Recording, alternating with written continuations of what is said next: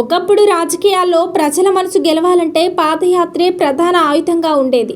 వేల కిలోమీటర్లు నడిచి ప్రజల సమస్యలు తెలుసుకోవడం ద్వారా నాయకులు తమ రాజకీయ ప్రస్థానాన్ని బలోపేతం చేసుకునేవారు.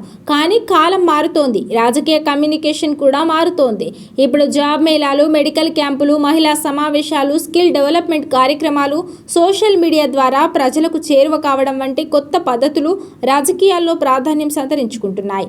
మరి నిజంగానే పాదయాత్రల యుగానికి ప్రత్యామ్నాయం వచ్చిందా? తెలుగు రాష్ట్రాల్లో గత 2 దశాబ్దాలుగా పాదయాత్రలు రాజకీయ విజయానికి కీలక వ్యూహంగా నిలిచాయి. 2003లో వైఎస్ రాజశేఖర రెడ్డి చేపట్టిన పాదయాత్ర, ఆ తర్వాత చంద్రబాబు నాయుడు నిర్వహించిన వస్తున్నా మీ కోసం, వైఎస్ జగన్మోహన్ రెడ్డి చేపట్టిన ప్రజా సంకల్పయాత్ర వంటి కార్యక్రమాలు రాజకీయంగా పెద్ద మైలురాలుగా నిలిచాయి. ప్రజలతో ప్రత్యక్షంగా మమేకం కావడానికి ఇవి సమర్థమైన వేదికలుగా మారాయి. అయితే ప్రస్తుతం పరిస్థితులు మారుతున్నాయని రాజకీయ విశ్లేషకులు చెబుతున్నారు. సోషల్ మీడియా విస్తరణతో నాయకుడు ఒక గ్రామంలో చేసిన కార్యక్రమం క్షణాల్లోనే లక్షల మందికి చేరుతోంది. దీంతో ప్రజలను కలవడానికి పాదయాత్ర ఒకటే మార్గం కాదనే భావన బలపడుతోంది. ఇక ప్రజల అంచనాల్లో కూడా మార్పు కనిపిస్తోంది. ఎంత నడిచారు అనే ప్రశ్న కంటే ఏం చేశారు అనే ప్రశ్నకు ఇప్పుడు ఎక్కువ ప్రాధాన్యం లభిస్తోంది. ముఖ్యంగా యువత ఉద్యోగాలు, నైపుణ్యాభివృద్ధి, ఆరోగ్యం, విద్య వంటి అంశాలపై నాయకుల చర్చలను గమనిస్తోంది. అందుకే రాజకీయ నాయకులు కూడా సేవా కార్యక్రమాల ద్వారా ప్రజల్లో నిరంతర ఉనికిని చాటుకునేందుకు ప్రయత్నిస్తున్నారు. ఇటీవలి కాలంలో మెగా జాబ్ మేళాలు, ఉచిత వైద్య శిబిరాలు, మహిళా సంఘాలతో సమావేశాలు, రైతు అవగాహన సదస్సులు, స్కిల్ ట్రైనింగ్ క్యాంపులు, విద్యార్థులకు కెరీర్ గైడెన్స్ కార్యక్రమాలు, రక్తదాన శిబిరాలు వంటి కార్యక్రమాలు విస్తృతంగా కనిపిస్తున్నాయి.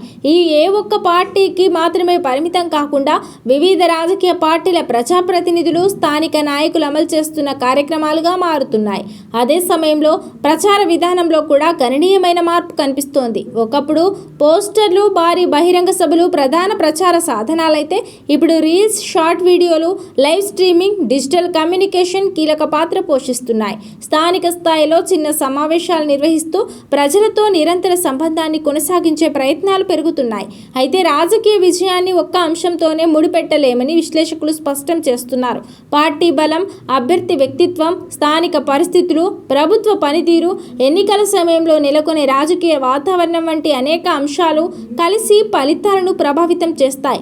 2029 ఎన్నికల్లో మరోసారి భారీ పాదయాత్రలే ప్రధానాస్త్రంగా మారతాయా, లేక జాబ్ మేళాలు, సేవా కార్యక్రమాలు, డిజిటల్ కమ్యూనికేషన్, ప్రజలతో నిరంతర అనుబంధమే కొత్త రాజకీయ ఫార్ములాగా నిలుస్తుందా?